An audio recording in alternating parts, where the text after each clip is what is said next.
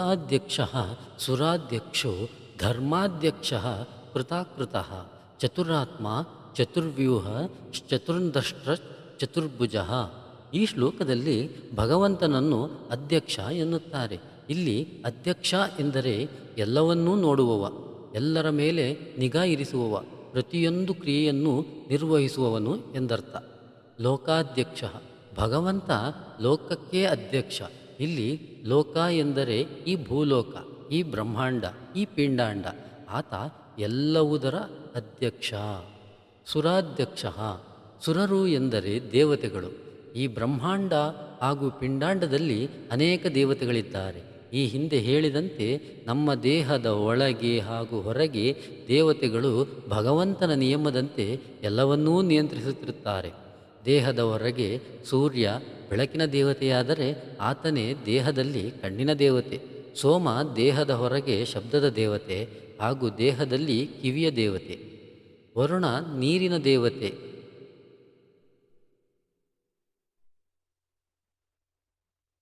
ಹಾಗೂ ಬಾಯಲ್ಲಿ ನೀರೂರಿಸುವ ನಾಲಗೆಯ ಅಭಿಮಾನಿ ದೇವತೆ. ಇದೇ ರೀತಿ ಅಗ್ನಿ ಮಾತಿನ, ಇಂದ್ರ ಕೈಯಿ, ಇಂದ್ರನ ಮಗ ಯಜ್ಞಕಾಲಿನ, ಯಮ ಮಲಮೂತ್ರ ವಿಸರ್ಜನಾಂಗದ ಮತ್ತು ದಕ್ಷ ಸಂತಾನಕ್ಕೆ ಸಂಬಂಧಪಟ್ಟ ಅಂಗದ ದೇವತೆ. ಇವರಲ್ಲದೆ ಇಂದ್ರ ಮತ್ತು ಕಾಮರು ಮನಸ್ಸಿನ, ಗರುಡಶ್ರೇಷ್ಠ ರುದ್ರರು ಮನಸ್ಸು ಬುದ್ಧಿ ಅಹಂಕಾರದ ದೇವತೆಗಳು. ಸರಸ್ವತಿ ಭಾರತಿ ಪಾರ್ವತಿಯರು ವಾಗ್ದೇವಿಯರು. ಇನ್ನು ಬ್ರಹ್ಮ ವಾಯು ಚಿತ್ತದ ದೇವತೆಗಳು. ಈ ರೀತಿ ದೇಹದ ಪ್ರತಿಯೊಂದು ಇಂದ್ರಿಯ ನಿರ್ವಹಣೆ ಒಬ್ಬೊಬ್ಬ ದೇವತೆಗಳ ಅಧೀನ. ಇಂಥ ಸುರರ ಅಧಿಪತಿಯಾದ ಭಗವಂತ ಸುರಾಧ್ಯಕ್ಷ. ಧರ್ಮಾಧ್ಯಕ್ಷ ಭಗವಂತನ ಪ್ರತಿ ಅವತಾರ ಈ ಭೂಮಿಯಲ್ಲಿ ಧರ್ಮ ಸಂಸ್ಥಾಪನೆಗಾಗಿಯೇ ಆಗಿದೆ. ಇಡೀ ಲೋಕವನ್ನು ಧಾರಣೆ ಮಾಡಿ ಈ ಭೂಮಿಯಲ್ಲಿ ಧರ್ಮ ಸಂಸ್ಥಾಪನೆ ಮಾಡಿ ಭಗವಂತ ಧರ್ಮಾಧ್ಯಕ್ಷ. ಇನ್ನು ಆದಿಶೇಷ ಮತ್ತು ಪ್ರಾಣದೇವರನ್ನೂ ಕೂಡ ಧರ್ಮ ಎನ್ನುತ್ತಾರೆ. ದೇಹದ ಒಳಗೆ ಪ್ರಾಣಶಕ್ತಿಯಾಗಿ ದೇಹದ ಹೊರಗೆ ವಾತಾವರಣದಲ್ಲಿರುವ ತುಂಬಿರುವ ಪ್ರಾಣದೇವರು ಭೂಮಿಯ ಆಕರ್ಷಣ ಶಕ್ತಿಯಾದ ಸಂಕರ್ಷಣ ಅಂದರೆ ಶೇಷ. ಇವರಿಬ್ಬರ ಮುಖಾಂತರ ಈ ಭೂಮಿಯನ್ನು ಧಾರಣೆ ಮಾಡಿರುವ ಭಗವಂತ ಧರ್ಮಾಧ್ಯಕ್ಷ. ಕೃತಾಕೃತಃ ಎರಡು ತದ್ವಿರುದ್ಧ ಅರ್ಥವಿರುವ ಪದಗಳಿಂದ ಕೂಡಿರುವ ನಾಮ ಇದು. ಒಂದು ಕೃತ ಅಂದರೆ ಕರ್ತ ಹಾಗೂ ಇನ್ನೊಂದು ಅಕೃತ ಅಂದರೆ ಅಕರ್ತ. ಭಗವಂತ ಸೃಷ್ಟಿಕರ್ತ, ಆದರೆ ಆತನಿಗೆ ಯಾವುದೇ ಪುಣ್ಯಪಾಪಗಳ ಲೇಪವಿಲ್ಲ. ಎಲ್ಲವನ್ನೂ ಮಾಡುವವ ಆತ, ಆದರೆ ಯಾವುದರ ಲೇಪವೂ ಅವನಿಗಿಲ್ಲ. ನಮ್ಮೊಳಗಿದ್ದು ನಮ್ಮಿಂದ ಎಲ್ಲವನ್ನೂ ಮಾಡಿಸಿ ಪುಣ್ಯ ಪಾಪಗಳಿಗೆ ನಮ್ಮನ್ನು ಭಾಗ್ಯರನ್ನಾಗಿ ಮಾಡುತ್ತಾನೆ. ತಾನು ನಿರ್ಲಿಪ್ತನಾಗಿ ದೂರ ನಿಲ್ಲುವ ಭಗವಂತ ಕೃತಾಕೃತಃ. ಭಗವಂತನಿಗೆ ಸ್ವಯಂಕೃತದ ಅಗತ್ಯವಿಲ್ಲ, ಆದರೆ ಭಕ್ತರ ಅಭಿಲಾಷೆಗಾಗಿ ಅವತಾರವನ್ನು ಧರಿಸುತ್ತಾನೆ, ಭಕ್ತರ ಅಭೀಷ್ಟವನ್ನು ಪೂರೈಸುತ್ತಾನೆ. ಇಂತಹ ಭಗವಂತ ಕೃತಾಕೃತಃ. ಚತುರಾತ್ಮ ಭಗವಂತನು 4 ರೂಪಗಳಲ್ಲಿ ಈ ಜಗತ್ತನ್ನು ನಿಯಂತ್ರಿಸುತ್ತಾನೆ. ನಮ್ಮ ಬದುಕಿನಲ್ಲಿ ಸಹಜವಾದ ಸ್ಥಿತಿ 3: ಎಚ್ಚರ, ಕನಸು, ನಿದ್ದೆ. ಈ 3 ಸ್ಥಿತಿಗಳನ್ನು ಎಲ್ಲರೂ ನಿರಂತರ ಅನುಭವಿಸುತ್ತಿರುತ್ತಾರೆ. ಆದರೆ ಈ 3ನ್ನೂ ಮೀರಿದ 4ನೇ ಸ್ಥಿತಿ ತುಂಬ ಮುಖ್ಯವಾದದ್ದು. ಅದೇ ತುರೀಯ ಸ್ಥಿತಿ. ಎಚ್ಚರ ನಿಯಂತ್ರಣಕ್ಕಾಗಿ ನಮ್ಮ ಅಜ್ಞಾನ ಚಕ್ರದಲ್ಲಿ ವಿಶ್ವ ನಾಮಕನಾಗಿ ಕುಳಿತ ಭಗವಂತ ಓಂಕಾರದ ಮೊದಲ ನಾಮ ಅಕ್ಷರನಾಮಕ ಆ ವಿಶ್ವಾತ್ಮ. ವಿಶುದ್ಧಿ ಚಕ್ರದ ತುದಿಯಲ್ಲಿ ಕಿರುನಾಲಿಗೆಯ ಕೆಳಗೆ ಇಂದ್ರಯೋನಿಯಲ್ಲಿ ಎಚ್ಚರಾವಸ್ಥೆಯಲ್ಲಿ ಸೆರೆ ಹಿಡಿದ ಪಡಿಯಚ್ಚನ್ನು ನಾವು ಮಲಗಿದಾಗ ನಮ್ಮ ಕನಸಿನ ಮೂಲಕ ತೋರಿಸುವ ಭಗವಂತ ತೈಜಸಾತ್ಮ. ಮನಸ್ಸಿನ ನಿಯಂತ್ರಣದಿಂದ ಆಚೆಗೆ ಇರುವ ನಿದ್ರಾವಸ್ಥೆಯನ್ನು ನಿಯಂತ್ರಿಸುವ ಭಗವಂತ ಪ್ರಾಜ್ಞಾತ್ಮ. ನಮ್ಮ ಎಚ್ಚರ ಕನಸು ಮನಸ್ಸಿನ ವ್ಯವಹಾರವಾದರೆ, ನಿದ್ದೆ ಮನಸ್ಸಿನ ನಿಯಂತ್ರಣವಿಲ್ಲದೆ ಆತ್ಮವೇ ತನ್ನನ್ನು ತಾನು ಅನುಭವಿಸುವ ಸ್ಥಿತಿ. ಎಚ್ಚರದಲ್ಲೂ ಕನಸಿನಲ್ಲೂ ಎಲ್ಲ ಸ್ಥಿತಿಯಲ್ಲೂ ಮನಸ್ಸಿನ ಹತೋಟಿಯನ್ನು ದಾಟಿ ನಿಲ್ಲುವ 4ನೆಯ ಸ್ಥಿತಿ ತುರಿಯಾವಸ್ಥೆ. ಈ ಸ್ಥಿತಿಯಲ್ಲಿ ನಾವು ನಮ್ಮನ್ನು ಬಂಧಿಸಿದ ಆ 15 ಬೇಲಿಗಳನ್ನು ದಾಟಿ ನಿಂತು ಜ್ಞಾನಾನಂದಮಯವಾದ ನಮ್ಮ ಸ್ವರೂಪವನ್ನು ನೋಡುತ್ತೇವೆ. ಈ ಸ್ಥಿತಿಯಲ್ಲಿ ನಾವು ಕೇವಲ ಪ್ರತಿಬಿಂಬ ಎನ್ನುವ ಸತ್ಯವನ್ನು ತಿಳಿಯುತ್ತೇವೆ ಹಾಗೂ ಮೂಲ ಬಿಂಬ ಭಗವಂತ ಎನ್ನುವ ಸತ್ಯದ ಅರಿವಾಗುತ್ತದೆ. ಈ ಸ್ಥಿತಿಯಲ್ಲಿ ನಾವು ದೇವರನ್ನು ನೋಡಬಹುದು ಹಾಗೂ ದೇವರಲ್ಲಿ ಮಾತನಾಡಬಹುದು. ನಮ್ಮ ಸ್ವರೂಪ ದೃಷ್ಟಿಯಿಂದ ಭಗವಂತನನ್ನು ಕಾಣುವ ಈ ನಾಲ್ಕನೇ ಸ್ಥಿತಿಯನ್ನು ತುರೀಯಾವಸ್ಥೆ ಎನ್ನುತ್ತೇವೆ. ಈ ರೀತಿ ವಿಶ್ವ, ತೈಜಸ, ಪ್ರಾಜ್ಞ, ತುರೀಯ ಈ 4 ಸ್ಥಿತಿಗಳಲ್ಲಿ ನಮ್ಮನ್ನು ನಿಯಂತ್ರಿಸುವ ಭಗವಂತ ಚತುರಾತ್ಮ. ಇದಲ್ಲದೆ ಪ್ರಪಂಚದ ಅನುಭವಕ್ಕಾಗಿ 4 ಬಗೆಯ ದೇಹವನ್ನು ಭಗವಂತ ಜೀವರಿಗೆ ಕರುಣಿಸಿದ್ದಾನೆ.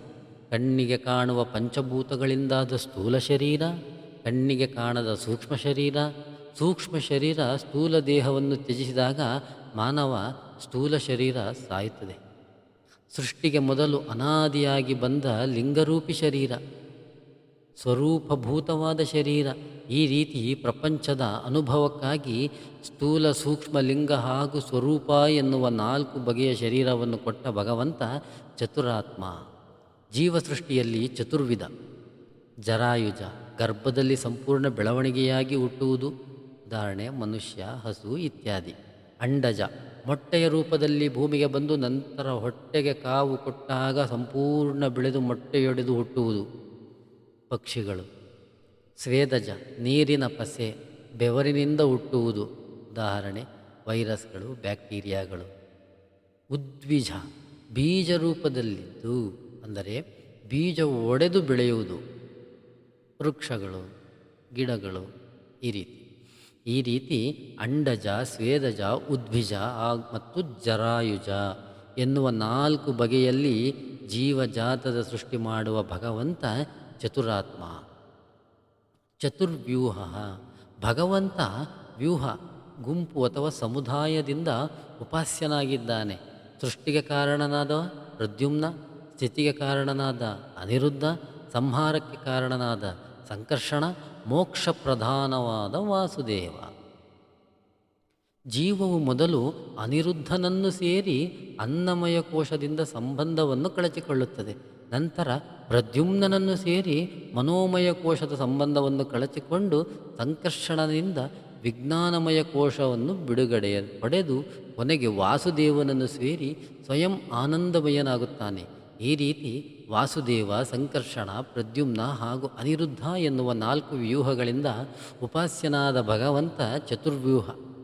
ಭಗವಂತ ಪ್ರಪಂಚದಲ್ಲಿ 4 ವರ್ಣದ ಸೃಷ್ಟಿಗೆ ಕಾರಣಕರ್ತ.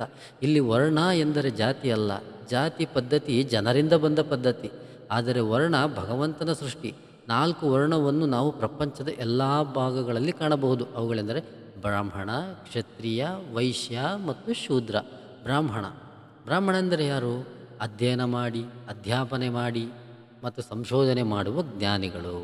ಕ್ಷತ್ರಿಯ ಅಂದರೆ ರಕ್ಷಣೆ ಮತ್ತು ವ್ಯವಸ್ಥಾಪಕ ಗುಣ ಇರುವವ ಎನ್ನುವರು, ಅಂದರೆ ಕಾಯುವವನು. ವೈಶ್ಯ ಅಂದರೆ ಉತ್ಪಾದನೆ ಮತ್ತು ವಿತರಣೆಯಲ್ಲಿ ಚಾಣಾಕ್ಷರು. ಶೂದ್ರ ಶುಶ್ರೂಷೆ ಅಥವಾ ಸೇವೆಯಲ್ಲಿ ಚಾಣಾಕ್ಷರು. ಈ ಮೇಲಿನ 4 ವರ್ಣಗಳನ್ನು ಒಂದೇ ಕುಟುಂಬದಲ್ಲಿ ನೋಡಬಹುದು. ಹಾಗೂ ಅವರವರ ಜೀವಗುಣಕ್ಕೆ ಹೊಂದುವ ಕೆಲಸವನ್ನು ಮಾಡುವವರು ಶೀಘ್ರ ಯಶಸ್ಸನ್ನು ಕಾಣುತ್ತಾರೆ. ಈ ರೀತಿ ಈ ಪ್ರಪಂಚ ನಡೆಯಲು ಅನಿವಾರ್ಯವಾಗಿ ಬೇಕಾಗುವ 4 ವರ್ಣಗಳನ್ನು ನಿರ್ಮಿಸಿದ ಭಗವಂತ ಚತುರ್ವ್ಯೂಹ.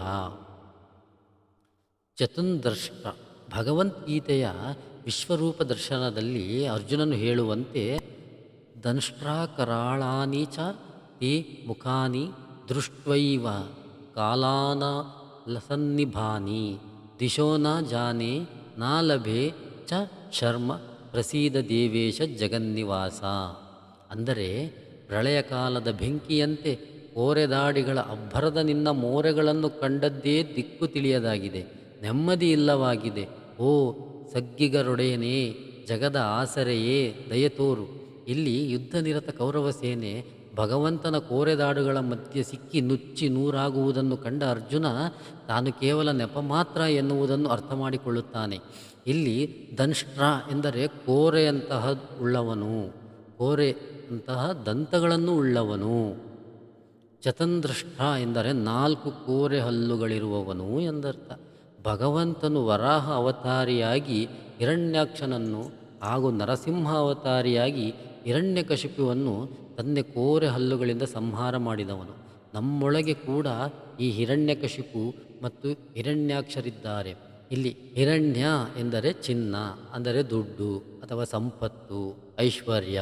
ಹೀಗೆ ಯಾವಾಗಲೂ ದುಡ್ಡಿನ ಮೇಲೆ ಕಣ್ಣನ್ನಿಟ್ಟು ಅದರಿಂದಾಚೆಗೆ ಏನನ್ನೂ ಯೋಚಿಸದೆ ದುಡ್ಡಿನ ಆಸೆಯಲ್ಲಿ ಇರುವ ಮನುಷ್ಯನ ಗುಣವೇ ಆತನಲ್ಲಿರುವ ಹಿರಣ್ಯಾಕ್ಷ. ಇನ್ನು ಒಮ್ಮೆ ದುಡ್ಡು ಬಂದಿತು, ಅದನ್ನು ತನ್ನ ತಲೆದಿಂಬಾಗಿ ಇಟ್ಟು, ತಲೆದಿಂಬು ಎಂದರೆ ಕಶಿಪು, ತಲೆದಿಂಬಾಗಿ ಇಟ್ಟುಕೊಂಡು ದುಡ್ಡಿನ ಲೋಭದಲ್ಲಿ ಮುಳುಗುವ ಹಾಗೂ ತಮ್ಮ ಲೋಭಕ್ಕೆ ಅಡ್ಡಿಯಾದಾಗ ಕ್ರೋಧಗೊಳ್ಳುವ ಮನುಷ್ಯ ಗುಣವೇ ಆತನಲ್ಲಿರುವ ಹಿರಣ್ಯಕಶಿಪು.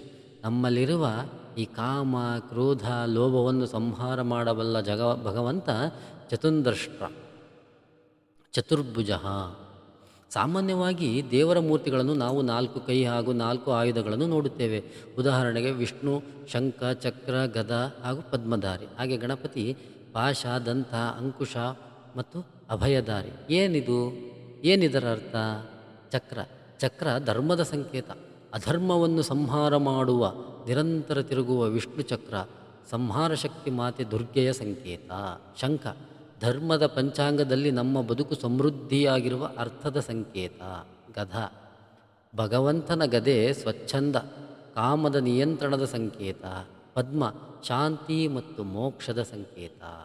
ಇದೇ ರೀತಿ ಗಣಪತಿಯನ್ನು ನೋಡಿದಾಗ ಪಾಶ ನಮ್ಮ ಬದುಕಿಗೆ ಬೇಕಾದ ಧರ್ಮದ ಬಿಗಿ. ದಂತ ಸಂಪತ್ತಿನ ಜೊತೆಗೆ ಆತ್ಮ ಸಂಯಮ, ತನ್ನ ದಾಡೆಯನ್ನು ಮುರಿದು ಹಿಡಿದಿರುವುದು, ಅಂದರೆ ನಮ್ಮ ಸಂಯಮದಲ್ಲಿಯೇ ನಮ್ಮನ್ನು ಕಾಯುವುದು. ಅಂಕುಶ ಸ್ವಚ್ಛಂದ ಕಾಮಕ್ಕೆ ಅಂಕುಶ. ಅಭಯ ಈ ಮೇಲಿನ 3 ಪಾಲಿಸಿದರೆ ಮೋಕ್ಷದ ಅಭಯ. ವಿಷ್ಣುವಿನ ಕೈಯಲ್ಲಿನ 4 ಆಯುಧಗಳನ್ನು 24 ವಿಧದಲ್ಲಿ ಇಡಲು ಬರುತ್ತದೆ.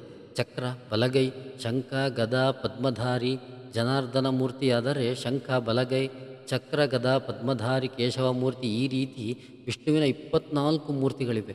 ಅವುಗಳೆಂದರೆ 1 ಕೇಶವ, ನಾರಾಯಣ, ಮಾಧವ, ಗೋವಿಂದ, ಮಧುಸೂದನ, ತ್ರಿವಿಕ್ರಮ, ವಿಷ್ಣು, ಶ್ರೀಧರ, ಋಷಿಕೇಶ, ಪದ್ಮನಾಭ, ದಾಮೋದರ, ಸಂಕರ್ಷಣ, ವಾಮನ, ವಾಸುದೇವ, ಪ್ರದ್ಯುಮ್ನ, ಅನಿರುದ್ಧ, ಪುರುಷೋತ್ತಮ, ಅಧೋಕ್ಷಜ, ನಾರಸಿಂಹ, ಅಚ್ಯುತ, ಜನಾರ್ದನ, ಉಪೇಂದ್ರ, ಹರಿ, ಕೃಷ್ಣ. ಈ ರೀತಿ ವಿಶಿಷ್ಟವಾದ 4 ಬಾಹು ಉಳ್ಳ ಭಗವಂತನ ಚತುರ್ಭುಜ ಎನ್ನುತ್ತಾರೆ. ಭುಜ ಎನ್ನುವುದಕ್ಕೆ ಭೋಜನ ಎನ್ನುವ ಅರ್ಥ ಕೂಡ ಇದೆ. 4 ವಿಧದಲ್ಲಿ ತಿನ್ನುವವನು ಹಾಗೂ ತಿನ್ನಿಸುವವನು ಚತುರ್ಭುಜ. ಭಗವಂತನು ಗೀತೆಯಲ್ಲಿ ಹೇಳಿರುವಂತೆ ಅಹಂ ವೈಶ್ವಾನರೋ ಭೂತ್ವಾ ಪ್ರಾಣಿನಾಂ ದೇಹಮಾಶ್ರಿತಃ ಪ್ರಾಣಪಾನಸಮಾಯುಕ್ತಃ ಪಂಚಾಮ್ಯನ್ನಂ ಚತುರ್ವಿಧಂ. ಅಂದರೆ ಪಂಚಾಮ್ಯನ್ನಂ ಚತುರ್ವಿಧಂ ಅಂದರೆ 4 ಬಗೆಯ ಅನ್ನವನ್ನು ಅರಗಿಸುವೆ ಅಂತ ಅರ್ಥ. ಅನ್ನವೆಂದರೆ ಎಲ್ಲ ರೀತಿಯ ಆಹಾರ. ಪ್ರಾಣೀನಾಂ ದೇಹಮಾಶ್ರಿತಃ ಎಂದರೆ ಪ್ರಾಣಿಗಳು ತಿನ್ನಬಲ್ಲ ಆಹಾರ ಅಂತ ಅರ್ಥ. ಪ್ರಾಣಿಗಳ ಆಹಾರವನ್ನು 4 ವಿಧದಲ್ಲಿ ವಿಂಗಡಿಸಬಹುದು: ಭಕ್ಷ್ಯ, ಭೋಜ್ಯ, ಲೇಹ್ಯ ಮತ್ತು ಚೋಷ್ಯ. ಭಕ್ಷ್ಯ ಅಗಿದು ಕಡಿದು ತಿನ್ನಲು ಯೋಗ್ಯವಾದುದು, ತಿನ್ನುವುದು. ಭೋಜ್ಯ ಅಗಿಯದೇ ತಿನ್ನಲು ಯೋಗ್ಯವಾದುದು, ಅಂದರೆ ಉಣ್ಣುವುದು. ಲೇಹ್ಯ ನೆಕ್ಕಿ ತಿನ್ನಲು ಯೋಗ್ಯವಾದುದು. ಚೋಷ್ಯ ಕುಡಿಯಲು ಯೋಗ್ಯವಾದುದು. ಈ 4 ವಿಧದ ಅನ್ನವನ್ನು ಸೇವಿಸುವ ಎಲ್ಲ ಜೀವಿಗಳ ಜಠರದಲ್ಲಿ ಅಗ್ನಿಯ ರೂಪದಲ್ಲಿದ್ದು 4 ಬಗೆಯ ಅನ್ನವನ್ನು 3 ಬಗೆಯಲ್ಲಿ ವಿಭಾಗ ಮಾಡಿ ದೇಹಕ್ಕೆ ಉಣಬಡಿಸಿ ನಮಗೆ ಬದುಕಲು ವ್ಯವಸ್ಥೆ ಮಾಡಿಸುವವನು ಚತುರ್ಭುಜ. ಎಲ್ಲ ಆಹಾರ ಮಣ್ಣು, ನೀರು, ಬೆಂಕಿಯಿಂದ ಆಗಿರುತ್ತದೆ. ಆಹಾರ ಮಣ್ಣಿನ ಸೂಕ್ಷ್ಮ ಭಾಗ ಮೆದುಳಿಗೆ, ಮಧ್ಯಭಾಗ ಮಾಂಸಕ್ಕೆ, ಚರ್ಮಕ್ಕೆ ಹಾಗೂ ಸ್ಥೂಲ ಭಾಗ ಮಲವಾಗಿ ವಿಸರ್ಜನೆಯಾಗುತ್ತದೆ. ಅದೇ ರೀತಿ ನೀರಿನ ಸೂಕ್ಷ್ಮ ಭಾಗ ಉಸಿರಾಗಿ, ಮಧ್ಯಭಾಗ ನೆತ್ತರಾಗಿ ಹಾಗೂ ಸ್ಥೂಲ ಭಾಗ ಮೂತ್ರವಾಗಿ ವಿನಿಯೋಗವಾಗುತ್ತದೆ. ಇನ್ನು ಬೆಂಕಿಯ ಸೂಕ್ಷ್ಮ ಭಾಗ ವಾಕ್ಶಕ್ತಿಯಾಗಿ, ಮಧ್ಯಭಾಗ ಅಸ್ಥಿಮಜ್ಜೆಯಾಗಿ, ಸ್ಥೂಲ ಭಾಗ ಹಲ್ಲು ಮತ್ತು ಅಸ್ಥಿಯಾಗಿ ವಿನಿಯೋಗವಾಗುತ್ತದೆ. ಈ ರೀತಿ ಚಿನ್ನದ ಗಣಿಯಿಂದ ಚಿನ್ನವನ್ನು ಬೇರ್ಪಡಿಸುವುದಕ್ಕಿಂತ ಕಠಿಣವಾದ ಈ ಕಾರ್ಯವನ್ನು ನಮ್ಮೊಳಗಿದ್ದು ವ್ಯವಸ್ಥಿತ ರೀತಿಯಲ್ಲಿ ಮಾಡಿ 4 ಬಗೆಯ ಆಹಾರವನ್ನು ಈ 3 ರೀತಿಯಲ್ಲಿ ವಿನಿಯೋಗ ಮಾಡುವ ಭಗವಂತ ಚತುರ್ಭುಜ. ಭೋಜನಂ ಭೋಕ್ತಸ್ತಹಿಷ್ಣುರ್ ಜಗದಾದಿಜಃ ಅನಘೋ ವಿಜಯೋ ಜೇತ ವಿಶ್ವಯೋನಿ ಪುನರ್ವಸು. ಬ್ರಾಜಿಷ್ಣು ಎಂದರೆ ಬೆಳಕಿನ ಪುಂಜವಾಗಿ ಪ್ರಕಾಶಿಸುವವನು ಎಂದರ್ಥ. ಗೀತೆಯಲ್ಲಿ ಕೃಷ್ಣ ಹೇಳುವಂತೆ ಆದಿತ್ಯಾನಾಮಹಂ ವಿಷ್ಣೋರ್ಜ್ಯೋತಿರ್ತಿಷಾಂ ರವಿರಶುಮಾನ್ ಮರೀಚಿರ್ಮರುತಾಮಸ್ಮಿ ನಕ್ಷತ್ರಾಣಮಹಂ ಶಶಿ.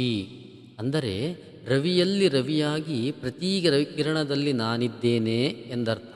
ಇನ್ನು ಈ ಪದವನ್ನು ಒಡೆದರೆ ಬ್ರ ವಿಷ್ಣು, ಇಲ್ಲಿ ಭ್ರ ಎಂದರೆ ಭರಣ.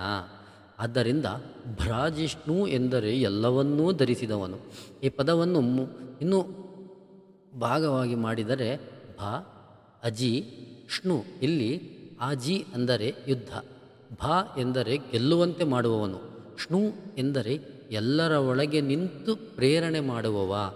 ಆದ್ದರಿಂದ ಭ್ರಾಜಿಷ್ಣು ಎಂದರೆ ನಮ್ಮ ಒಳಗೆ ನಾವು ಇರುವ ವೈರಿಗಳಾದ ಕಾಮ, ಕ್ರೋಧ, ಮದ, ಮತ್ಸರ ಇತ್ಯಾದಿ ವೈರಿಗಳ ವಿರುದ್ಧ ಹೋರಾಟದಲ್ಲಿ ನಮಗೆ ಗೆಲುವನ್ನು ತಂದುಕೊಡುವವನು.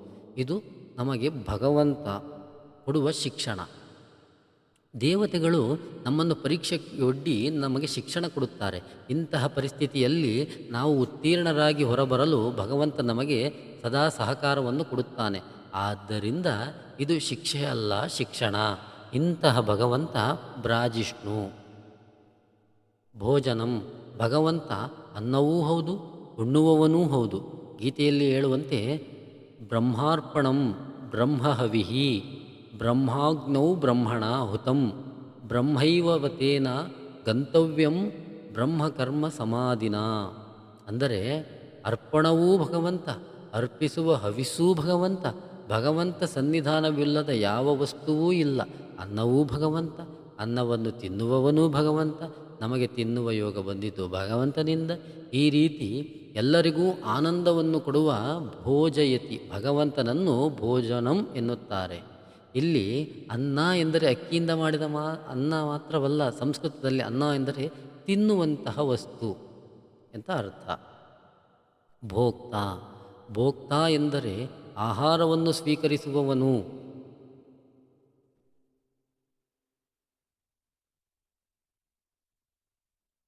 ಜಗತ್ತಿನ ಎಲ್ಲ ಸಾರವನ್ನು ಸ್ವೀಕರಿಸುವವ.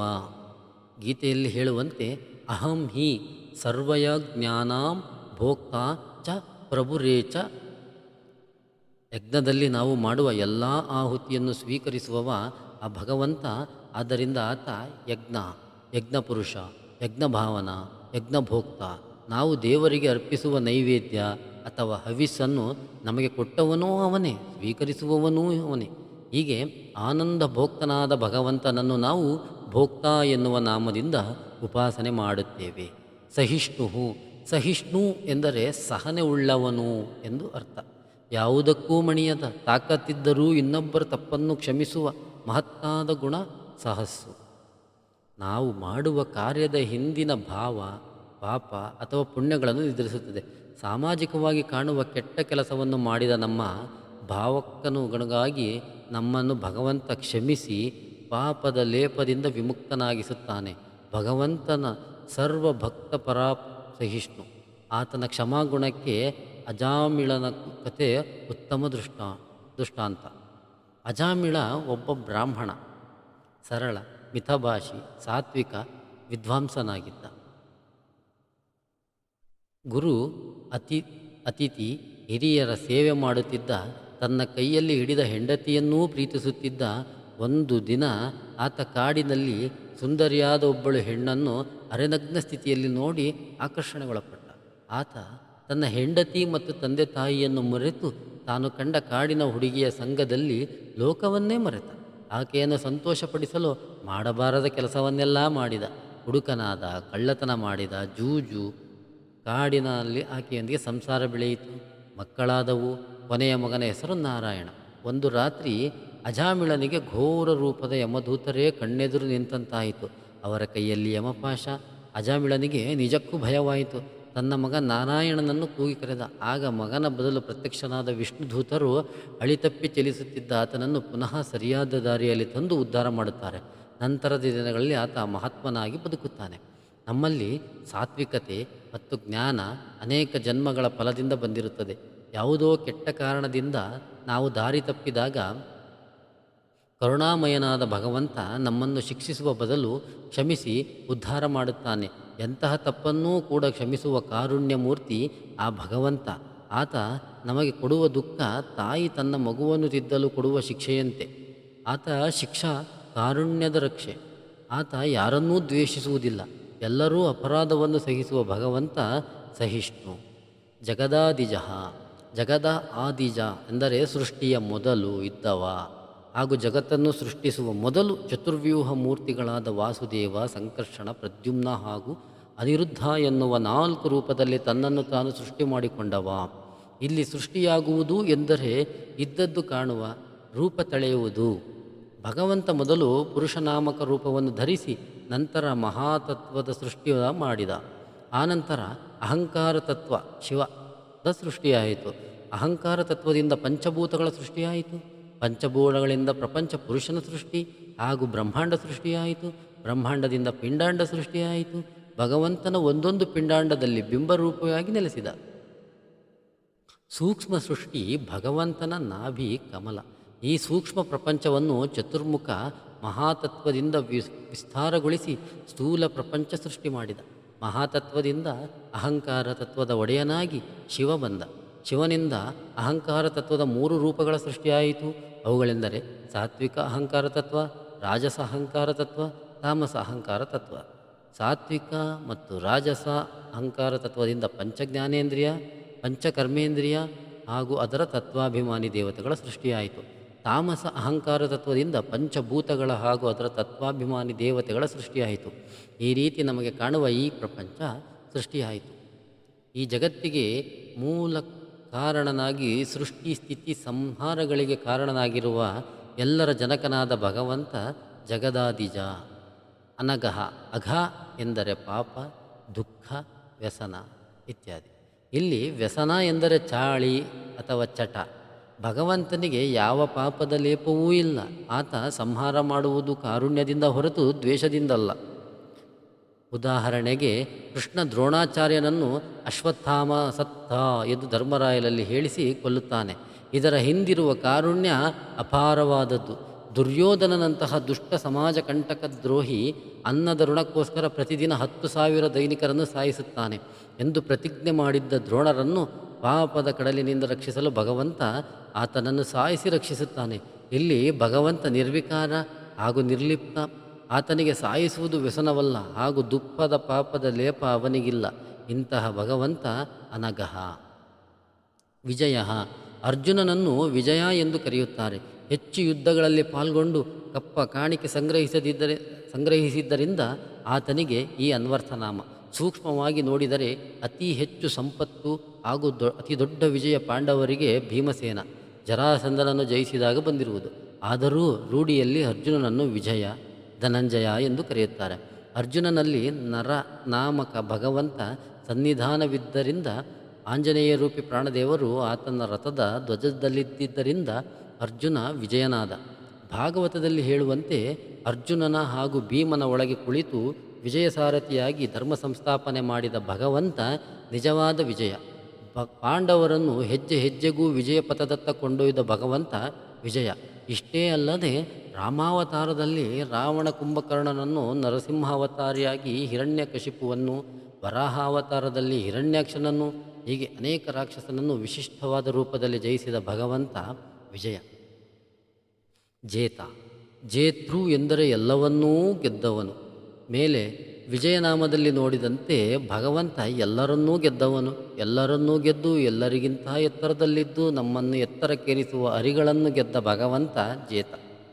ವಿಶ್ವಯೋನಿಹಿ, ಈ ನಾಮ ವಿಶ್ವ ಎಂದರೆ ಹಕ್ಕಿ. ಇದನ್ನು ಮುಂಚೆ ನಾವು ಇದನ್ನು ನೋಡಿದ್ದೇವೆ. ಹಾಗೂ ಯೋನಿ, ಹಕ್ಕಿಯ ಮೇಲೆ ಕೂರುವವ ಎಂದು, ಎಲ್ಲದಕ್ಕೂ ಕಾರಣಕರ್ತ, ಜಗದ ಜನಕ ಎಂದು ಅರ್ಥ. ಗೀತೆಯಲ್ಲಿ ಹೇಳುವಂತೆ ಮಮ ಯೋನಿರ್ಮಹದ್ ಬ್ರಹ್ಮ ತಸ್ಮಿನ್ ಗರ್ಭಂ ದಧಾಮ್ಯಹಂ. ಬ್ರಹ್ಮ ಶಬ್ದವಾಚ್ಯಳಾದ ಚಿತ್ ಪ್ರಕೃತಿ ಯಾರ ಪತ್ನಿಯೋ, ಇಡೀ ವಿಶ್ವವು ಯಾರ ಅಭಿವ್ಯಕ್ತಿಗೆ ಕಾರಣವೋ ಅವನು ವಿಶ್ವಯೋನಿ. ಈ ರೀತಿ ಮುಖ್ಯ ಪ್ರಾಣಾಂತರ್ಗತನಾದ ನಾರಾಯಣನನ್ನು ವಿಶ್ವಯೋನಿ ಎನ್ನುತ್ತಾರೆ. ಪುನರ್ವಸು, ಇಲ್ಲಿ ವಸು ಎಂದರೆ ಸಂಪತ್ತು. ಭಗವಂತ ಒಮ್ಮೆ ಬಡತನ ಕೊಟ್ಟರೆ ಪುನಃ ಸಂಪತ್ತನ್ನು ಕೊಡುತ್ತಾನೆ.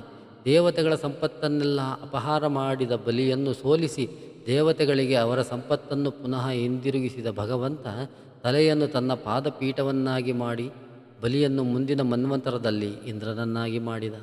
ಹೀಗೆ ಒಮ್ಮೆ ಜ್ಞಾನವನ್ನೂ ಇನ್ನೊಮ್ಮೆ ಅಜ್ಞಾನವನ್ನೂ, ಒಮ್ಮೆ ಸಂಪತ್ತನ್ನೂ ಇನ್ನೊಮ್ಮೆ ಬಡತನವನ್ನೂ ಕೊಟ್ಟು ನಮ್ಮನ್ನು ಪರಿಣಿತರನ್ನಾಗಿ ಮಾಡುವ ಭಗವಂತ ಪುನರ್ವಸು. ಉಪೇಂದ್ರೋ ವಾಮನಃ ಪ್ರಾಂಶುರಮೋಘ ಶುಚಿರೂರ್ಜಿತಃ ಅತೀಂದ್ರ ಸಂಗ್ರಹ ಸರ್ಗೋ ಧೃತಾತ್ಮ ನಿಯಮೋ ಯಮಃ. ಉಪೇಂದ್ರ, ಉಪೇಂದ್ರ ಎನ್ನುವ ಭಗವಂತನ ನಾಮ ತುಂಬ ರೋಚಕವಾದ ಅರ್ಥವನ್ನು ಕೊಡುವ ನಾಮ. ಹಿಂದೆ ಅದಿತಿ ಕಶ್ಯಪರ 12 ಮಂದಿ ಮಕ್ಕಳಲ್ಲಿ ಒಬ್ಬ ಇಂದ್ರ ಹಾಗೂ ಕೊನೆಯ ಮಗ ವಾಮನ ರೂಪಿ ಭಗವಂತ. ಇಲ್ಲಿ ಇಂದ್ರನ ತಮ್ಮನಾಗಿ ಹುಟ್ಟಿದ ಭಗವಂತನನ್ನು ಉಪೇಂದ್ರ ಎನ್ನುತ್ತಾರೆ. ಅಜಗನ್ಯ ಜಗನ್ಯ ಜಗನ್ಯಜ ಅಂದರೆ ಯಾರಿಗೂ ಚಿಕ್ಕವನಲ್ಲ, ಆದರೆ ಹುಟ್ಟಿನಲ್ಲಿ ಎಲ್ಲರಿಗಿಂತ ಚಿಕ್ಕವ ವಾಮನ. ಚತುರ್ಮುಖನ ಒಂದು ದಿನ ಅಂದರೆ 432 ಕೋಟಿ ವರ್ಷಗಳ ಹಗಲು ಹಾಗೂ 432 ಕೋಟಿ ವರ್ಷಗಳ ರಾತ್ರಿ. ಈ 432 ವರ್ಷಗಳ ಹಗಲಿನಲ್ಲಿ 14 ಮನ್ವಂತರಗಳಿರುತ್ತದೆ. ಪ್ರತಿ ಮನ್ವಂತರಕ್ಕೆ ಒಬ್ಬ ಇಂದ್ರ ಹಾಗೂ ಪ್ರತಿ ಮನ್ವಂತರಕ್ಕೆ ಒಮ್ಮೆ ಸಂಪೂರ್ಣ ದೇವಗಣ ಬದಲಾಗುತ್ತದೆ. ಪ್ರತಿ ಮನ್ವಂತರದಲ್ಲಿ ಇಂದ್ರನಿಗೆ ಸಹಾಯಕನಾಗಿ ಭಗವಂತ ಅವತರಿಸುತ್ತಾನೆ. ಹೀಗೆ ಇಂದ್ರನ ಬೆಂಬಲಕ್ಕಾಗಿ ಅವತರಿಸುವ ಭಗವಂತನನ್ನು ಉಪೇಂದ್ರ ಎನ್ನುತ್ತಾರೆ. ಮೊದಲನೇ ಮನ್ವಂತರದಲ್ಲಿ ಭಗವಂತ ಸ್ವತಃ ಇಂದ್ರನಾಗಿದ್ದರಿಂದ ಅಲ್ಲಿ ಉಪೇಂದ್ರ ಕಾಣಸಿಗುವುದಿಲ್ಲ. ವೈವಸ್ವತಃ ಮನ್ವಂತರದ ಉಪೇಂದ್ರ ರೂಪ ವಾಮನ. ಆದ್ದರಿಂದ ಇಂದ್ರಿಯನಿಂದ ಬಲಿ ರಾಜ್ಯವನ್ನು ಕಿತ್ತುಕೊಂಡಾಗ 3 ಹೆಜ್ಜೆ ಭೂಮಿಯನ್ನು ದಾನವಾಗಿ ಕೇಳಿ ಇಂದ್ರನ ಸಂಪತ್ತನ್ನು ಮರಳಿ ಇಂದ್ರನಿಗೆ ಕೊಟ್ಟವ ಉಪೇಂದ್ರನಾದ ವಾಮನ ರೂಪಿ ಭಗವಂತ. ಇನ್ನು ಉಪೇಂದ್ರ ಎನ್ನುವ ನಾಮದಲ್ಲಿ ಉಪ ಎಂದರೆ ಉಪರಿ ಅಂದರೆ ಉತ್ಕೃಷ್ಟ ಎಂದರ್ಥ. ಈ ಸಂಸ್ಕೃತ ಶಬ್ದ ಇಂಗ್ಲೀಷಿನಲ್ಲಿ ಅಪ್ ಅಥವಾ ಅಪ್ಪರ್ ಅಂತ ಹೇಳ್ತಾರೆ. ಹಿಂದಿಯಲ್ಲಿ ಊಪರ್ ಎಂದು ಹೇಳ್ತಾರೆ. ಎಲ್ಲ ಭಾಷೆಗಳ ಮೂಲ ಸಂಸ್ಕೃತ ಉಪ ಎಂದರೆ ಎತ್ತರ ಎನ್ನುವ ಅರ್ಥ ಅನೇಕ ಕಡೆ ಬಳಸುತ್ತೇವೆ. ಉದಾಹರಣೆಗೆ ಉಪನಿಷತ್ತು ಅಂದರೆ ನಮ್ಮನ್ನು ಎತ್ತರಕ್ಕೆ ಕೊಂಡೊಯ್ಯುವ ಗ್ರಂಥ. ಉಪನಯನ ಅಂದರೆ ಜ್ಞಾನ ಗಳಿಸಲು ಬೇಕಾದ ಎತ್ತರಕ್ಕೆ ಇರುವ ಕ್ರಿಯೆ. ಉಪವಾಸ ಎಂದರೆ ಮನಸ್ಸನ್ನು ಎತ್ತರಕ್ಕೆ ಇಳಿಸಲು ನಮ್ಮ ಹೊಟ್ಟೆಯನ್ನು ಖಾಲಿ ಇಡುವುದು ಇತ್ಯಾದಿ. ಆದ್ದರಿಂದ ಇಲ್ಲಿ ಉಪೇಂದ್ರ ಎಂದರೆ ಸ್ವರ್ಗದ ಒಡೆಯನಾದ ಇಂದ್ರನಿಗಿಂತ ಮೇಲಿರುವ 3 ಲೋಕದ ಒಡೆಯನಾದ ಬ್ರಹ್ಮಾಂಡ ನಾಯಕ ಭಗವಂತ. ವಾಮನಃ, ಬಲಿ ಚಕ್ರವರ್ತಿಯನ್ನು ವಾಮನರೂಪಿ ಭಗವಂತ 3 ಹೆಜ್ಜೆ ಭೂಮಿ ಕೇಳಿ ಸೋಲಿಸಿ ಉದ್ಧಾರ ಮಾಡಿದ ಕಥೆಯನ್ನು ನಾವು ಭಗವಂತನ ವಿಕ್ರಮಿ ಎನ್ನುವ ನಾಮದಲ್ಲಿ ನೋಡಿದ್ದೇವೆ. ಇಲ್ಲಿ ವಾಮನ ಎಂದರೆ ಚಿಕ್ಕ ಗಾತ್ರದವ ಎಂದರ್ಥ. ಭಗವಂತ ಅಣುವಿಗಿಂತ ಅಣುವಾಗಿ ನಮ್ಮ ಹೃದಯದಲ್ಲಿ ತುಂಬಿದ್ದಾನೆ. ವಾಮ ಎಂದರೆ ಸೌಂದರ್ಯ, ವಾಮನ ಎಂದರೆ ಸೌಂದರ್ಯವನ್ನು ಕೊಡುವವನು. ಸೌಂದರ್ಯದ ಕೇಂದ್ರ ಬಿದ್ದು ಕಣ್ಣು. ಭಗವಂತನ ಸನ್ನಿಧಾನ ಕಣ್ಣಿನಲ್ಲಿರುತ್ತದೆ. ಎಷ್ಟೇ ಸೌಂದರ್ಯವಿದ್ದರೂ ಕಣ್ಣಿಲ್ಲದವ ಕುರೂಪಿಯಾಗಿರುತ್ತಾನೆ. ಈ ರೀತಿ ಸೌಂದರ್ಯ ಸಾರಭೂತನಾದ ಭಗವಂತ ವಾಮನ. ಈ ಪದವನ್ನು ವಾ ಅಮ ನ ಎಂದು ಅರ್ಥೈಸಬಹುದು. ಇಲ್ಲಿ ವಾ ಎಂದರೆ ಜ್ಞಾನ, ಅಮ ಎಂದರೆ ಅಜ್ಞಾನ ಹಾಗೂ ನ ಎಂದರೆ ನಯತಿ. ಆದ್ದರಿಂದ ಜ್ಞಾನವನ್ನಾಗಲಿ ಅಜ್ಞಾನವನ್ನಾಗಲಿ ಅವರವರ ಯೋಗ್ಯತೆಗೆ ತಕ್ಕಂತೆ ಕರುಣಿಸುವ ಜ್ಞಾನಮೂರ್ತಿಯೂ ಆನಂದಮೂರ್ತಿಯೂ ಆದ ಭಗವಂತ ವಾಮನ. ಪ್ರಾಂಶುಹು, ಪ್ರಾಂಶುಹು ಎಂದರೆ ಪ್ರಕೃಷ್ಟವಾದ ಕಿರಣಗಳನ್ನು ಉಳ್ಳುವವನು ಹಾಗೂ ಎತ್ತರದಲ್ಲಿ ಇರುವವನು ಎಂದು ಅರ್ಥ. ಸೂರ್ಯನಲ್ಲಿ, ಚಂದ್ರನಲ್ಲಿ, ಎಲ್ಲ ಜೀವರಲ್ಲಿ ಎಲ್ಲೆಲ್ಲೋ ತುಂಬಿರುವ ಭಗವಂತ ಪ್ರಾಂಶುಹು. ಬಲಿಚಕ್ರವರ್ತಿ ಭಗವಂತನ ಈ ರೂಪವನ್ನು ತಿಳಿದು ಮರುಕ್ಷಣದಲ್ಲಿ ಭಗವಂತನ ಪಾದಕಮಲಕ್ಕೆ ತಲೆಯೊಡ್ಡಿ ಶರಣಾಗುತ್ತಾನೆ. ಅಮೋಘ, ಅಮೋಘ ಎಂದರೆ ವ್ಯರ್ಥ ಎಂದರ್ಥ. ಭಗವಂತನ ಯಾವ ಕ್ರಿಯೆಯೂ ವ್ಯರ್ಥವಲ್ಲ, ಅದು ಅಮೋಘ. ಭಗವಂತನಿಗೆ ಅರ್ಪಿಸಿ ನಾವು ಮಾಡುವ ಯಾವ ಕೆಲಸವೂ ಎಂದೂ ವ್ಯರ್ಥವಾಗಿಲ್ಲ. ಗೀತೆಯಲ್ಲಿ ಹೇಳುವಂತೆ ನೇಹಾಭಿಕ್ರ ಮನಾಶೋಸ್ತಿ ಪ್ರತ್ಯವಾಯೋ ನ ವಿದ್ಯತೆ ಅಂದರೆ ಭಗವತ್ ಸಾಧನೆಯ ಒಂದು ತೊದಲು ಹೆಜ್ಜೆ ಕೂಡ ವ್ಯರ್ಥವಲ್ಲ. ನಾವು ಕೋಟ್ಯಾಧಿಪತಿಯಾಗಬೇಕು ಎಂದು ದೇವರನ್ನು ಮರೆತು ಜೀವನ ಪರ್ಯಂತ ಸಾಧನೆ ಮಾಡಿ ಗಳಿಸಿದ ಹಣ ನಮ್ಮೊಂದಿಗೆ ಬರುವುದಿಲ್ಲ. ಆದರೆ ಭಗವಂತನ ಜ್ಞಾನ ಮತ್ತು ಭಗವಂತನನ್ನು ತಿಳಿಯುವ ಇಚ್ಛೆ ನಮ್ಮ ಮುಂದಿನ ಜನ್ಮದ ಮೆಟ್ಟಿಲಾಗಿ ನಮ್ಮೊಂದಿಗೆ ಬರುತ್ತದೆ. ನಾವು ಮಾಡಿದ ಕರ್ಮವಿರಲಿ, ಅದು ಒಳ್ಳೆಯದಾಗಿರಲಿ ಅಥವಾ ಕೆಟ್ಟದ್ದಾಗಿರಲಿ, ಅದು ಮೋಘವಾಗದೆ ಮುಂದಿನ ಜನ್ಮದಲ್ಲಿ ಫಲಿಸಿಯೇ ತೀರುವಂತ ನೋಡಿಕೊಳ್ಳುವ ಭಗವಂತ ಅಮೋಘ. ಶುಚಿ ಎಂದರೆ ದೋಷದ ಸ್ಪರ್ಶವೇ ಇಲ್ಲದ ನಿರ್ಮಲವಾಗಿರುವ ಬೆಳಕಿನ ಪುಂಜ. ಭಗವಂತ ಬೆಂಕಿಯಂತೆ. ಬೆಂಕಿಗೆ ಏನನ್ನೇ ಹಾಕಿ ಅದು ಕೊಳೆಯಾಗುವುದಿಲ್ಲ. ಆದರೆ ನೀರು ಗಾಳಿ ಕೊಳೆಯಾಗುತ್ತದೆ. ಬೆಂಕಿಗೆ ಹಾಕಿದ ಕೊಳೆ ಕೂಡ ಶುಚಿಯಾಗುತ್ತದೆ. ಭಗವಂತ ಕೂಡ ಅಗ್ನಿಯಂತೆ ಶುಚಿ. ಆತ ಸ್ವಯಂ ಬೆಳಕು. ಹಾಗೂ ಎಲ್ಲರನ್ನೂ ಬೆಳಕನ್ನು ಕೊಡುವ ಅಧರ್ಮಿಗಳಿಗೆ ಶೋಚ ಅಥವಾ ದುಃಖವನ್ನು ಕೊಡುವವನೇ ಶುಚಿಹಿ. ಊರ್ಜಿತ ಭಗವಂತ ಎಲ್ಲದರಲ್ಲೂ ಪೂರ್ಣತೆಯನ್ನು ಪಡೆದ ಅನಂತವಾದ ಅತ್ಯಂತ ಬಲಶಾಲಿ. ಆದ್ದರಿಂದ ಆತ ಊರ್ಜಿತ. ಅತೀಂದ್ರ ಅತೀಂದ್ರ ಎಂದರೆ ಇಂದ್ರನನ್ನು ಮೀರಿ ನಿಂತವನು ಹಾಗೂ ಬ್ರಹ್ಮವಾಯುವನ್ನೂ ಮೀರಿ ನಿಂತವನು. ಇಂದ್ರ ಎಂದರೆ ಸರ್ವಸಮರ್ಥ. ಜಗತ್ತಿನಲ್ಲಿ ನಾವು ಯಾವುದನ್ನು ಸರ್ವಸಮರ್ಥ ಎಂದು ತಿಳಿದಿದ್ದೇವೋ ಆ ಎಲ್ಲ ಶಕ್ತಿಗಳನ್ನು ಮೀರಿ ನಿಂತ ಶಕ್ತಿಯ ಭಗವಂತ ಅತೀಂದ್ರ. ಇಂದ್ರ ಎಂದರೆ ದೇವೇಂದ್ರ ಕೂಡ ಹೌದು. ಭಗವಂತ ದೇವೇಂದ್ರನನ್ನು ಮೀರಿ ನಿಂತ ಶಕ್ತಿ ಎಂದು ನಿರೂಪಿಸುವ ಕತೆ. ಶ್ರೀಕೃಷ್ಣ ನಮಗೆ ಗೋವರ್ಧನ ಪರ್ವತವನ್ನು ಎತ್ತಿ ತೋರಿಸಿಕೊಟ್ಟಿದ್ದಾನೆ. ಈ ರೀತಿ ಇಂದ್ರನನ್ನು, ಪ್ರಾಣವಾಯುವನ್ನು, ಬ್ರಹ್ಮಾದಿ ದೇವತೆಗಳನ್ನು ಮೀರಿ ನಿಂತ ಓಂಕಾರ ನಾಮಕ ಭಗವಂತ ಅತೀಂದ್ರ. ಸಂಗ್ರಹ ನಮ್ಮ ಮನಸ್ಸಿನ ಶಕ್ತಿ ಸೀಮಿತ. ನಮಗೆ ಕೇವಲ ಸತ್ಯವಾದ ಮಾತ್ರ ಗ್ರಹಿಸುವ ಶಕ್ತಿ ಇಲ್ಲ. ಕೆಲವೊಮ್ಮೆ ನಾವು ಅಸತ್ಯವನ್ನು ಸತ್ಯವಾಗಿ ಗ್ರಹಿಸುತ್ತೇವೆ. ಆದರೆ ಯಾವುದೇ ವಿಷಯವನ್ನು ನಿಶ್ಚಿತವಾಗಿ, ತದ್ವತ್ತಾಗಿ, ವಿಪರೀತ ಜ್ಞಾನದ ಸ್ಪರ್ಶವಿಲ್ಲದೆ ಯಥಾರ್ಥವಾಗಿ ಗ್ರಹಿಸಬಲ್ಲ ಭಗವಂತ ಸಂಗ್ರಹ. ನಮಗೆ ಗ್ರಹಣ ಶಕ್ತಿಯನ್ನು ದಯಪಾಲಿಸಿದ, ನಾವು ಜಾರಿ ಬಿದ್ದಾಗ ಕೈ ಹಿಡಿದು ನಮ್ಮನ್ನು ಮೇಲಕ್ಕೆತ್ತಿ ಆತ್ಮೀಯವಾಗಿ ಸ್ವೀಕರಿಸಿ ಅಜ್ಞಾನವನ್ನು ತೊಲಗಿಸಿ ಜ್ಞಾನವನ್ನು ಕೊಡುವ ಭಗವಂತ ಸಂಗ್ರಹ. ಪ್ರಳಯ ಕಾಲದಲ್ಲಿ ಎಲ್ಲ ಜೀವರನ್ನು ತನ್ನ ಉದರದಲ್ಲಿ ಸಂಗ್ರಹಿಸಿ ಸೃಷ್ಟಿಕಾಲದಲ್ಲಿ ಪುನಃ ಆಯಾ ಜೀವಗಳ ಕರ್ಮಾನುಸಾರವಾಗಿ ಮರುಸೃಷ್ಟಿ ಮಾಡುವ ಭಗವಂತ ಸಂಗ್ರಹ. ಸರ್ಗ ಸರ್ಗ ಎಂದರೆ ಎಲ್ಲವನ್ನೂ ಸೃಷ್ಟಿ ಮಾಡುವ ಶಕ್ತಿ. ಸೃಷ್ಟಿ ಎಂದರೆ ಸ್ವರಪೋತ್ಪತ್ತಿ. ಆಕಾಶದ ಸೃಷ್ಟಿ ಎಂದರೆ ಏನೂ ಇಲ್ಲದ ಆಕಾಶದಲ್ಲಿ ಎಲ್ಲವನ್ನೂ ತುಂಬಿ ಹೊಸ ರೂಪ ಕೊಡುವುದು. ಕಾಲದ ಸೃಷ್ಟಿ ಎಂದರೆ ಕಾಲ ಎನ್ನುವ ಅಖಂಡವಾದದ್ದನ್ನು ಸೂರ್ಯಚಂದ್ರರ ಸೃಷ್ಟಿ ಮುಖೇನ ಅನೇಕ ಭಾಗಗಳನ್ನಾಗಿ ಮಾಡಿ ಹೊಸ ರೂಪ ಕೊಡುವುದು. ಹೀಗೆ ಇಡೀ ವಿಶ್ವದ ಸೃಷ್ಟಿಕರ್ತ ಭಗವಂತ ಸರ್ಗ.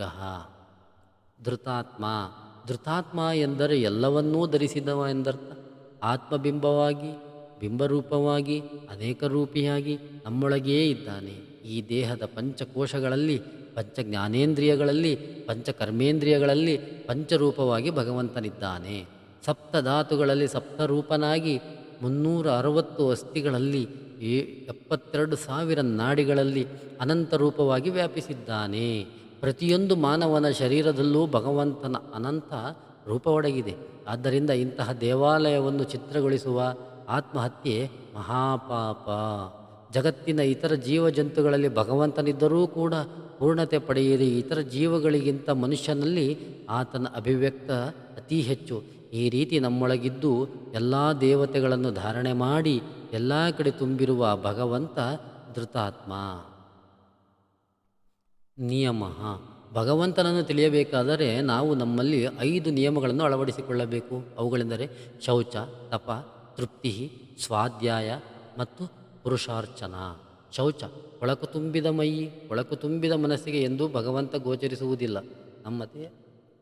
ನಮ್ಮ ದೇಹ, ಮನಸ್ಸು, ಮನೆ ಎಲ್ಲವೂ ಸ್ವಚ್ಛವಾಗಿರಬೇಕು.